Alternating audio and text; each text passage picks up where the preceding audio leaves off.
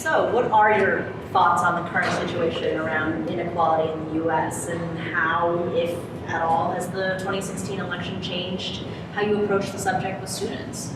It was challenging in the second edition in some way. I mean, it's always challenging because good data, or there's a gap, right? And so the data that were available to me in the first edition were in the heart of a Great Recession. Sure. And so it was, even though we've had for 30 years increasing inequality and the gap getting bigger, we saw a spike after 2008 that were reflecting the data that I was able to present in the first edition. Some of that has settled down a little bit as the economy has recovered. Sure. And I had to be careful to acknowledge that, but not make it look like the turn was going in the right direction. It was just sort of like less accelerated than we had in the first edition. And so, it's about looking at a data map very closely, or stepping back and looking at the broader map, and the latter is what I want to capture for students, right? Sure. So that was tricky. The other part of it is that whereas not that many years ago, when I started to talk about inequality, students had preconceptions and they had sort of biases that were built in from how they've been socialized, and you had to work with that a little bit. But now they have what they perceive as facts and things that are happening currently that you have to kind of challenge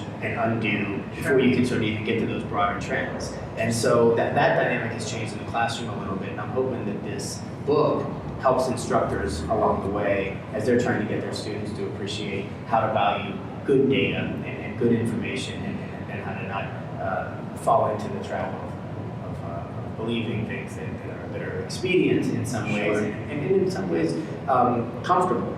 But to challenge them to be less comfortable and deal with the complexities. Sure, yeah, that makes a lot of sense.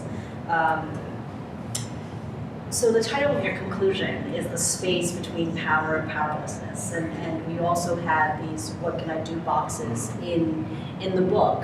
I am sure you've had the experience, as have many instructors, of students feeling like this is too much to process. It feels crushing, it feels like I can't do anything to change the situation, so why should I even try? And the 2016 election may or may not have enhanced these feelings.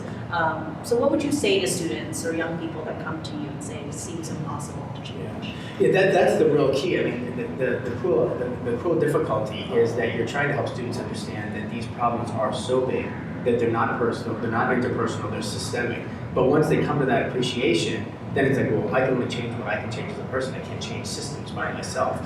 And so I'm really proud of not just the what can I do boxes, which I think are very direct. And here's some examples of things that any person can do at a given time. But even the representing boxes, where I'm giving examples of the way people are approaching resolving inequality from very different perspectives. And I'm hoping the students can see themselves in some of these people. They're not all elected officials or Supreme Court justices, although we've got some of that. Some of them are ordinary folks or folks who just took unique angles to addressing this problem. I'm hoping to inspire students in that way. I think we've all had that experience where the class is over and you really feel like they got it and they understand its complexity, but they on their final exam, they're writing these things like, oh my gosh, it's overwhelming, I can't do anything about it. And I think we all feel some sort of self-consciousness about sending them off with that. But the truth is there's no quick fix or happy ending that we can offer at the end of a course where we're dealing with such difficult material. And so I'm just hoping that along the way I can offer enough examples of things that can be done to inspire the next generation of people to work on this issue. Great. What gives you hope in terms of moving forward in our fight to combat inequality? What gives you hope? What gives me hope is that a greater percentage of people understand this issue in all of its shades of gray than ever have before.